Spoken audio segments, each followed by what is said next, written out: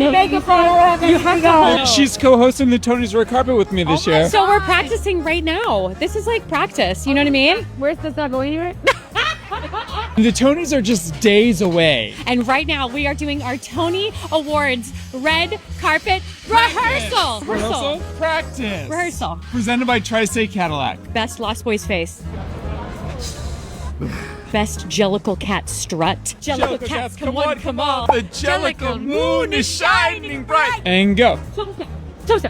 Have you ever looked at another human being and thought, Tony nominee? Well, I'm looking right at one. Did you happen to see & Juliet, the premiere in Toronto? I was actually in the front row. What did you think of the actress, the Tony-nominated actress who played Anne Hathaway in that original production of & Juliet? She did such an awesome job. What would you think about if you saw maybe someone like that in real life? Oh, isn't that you?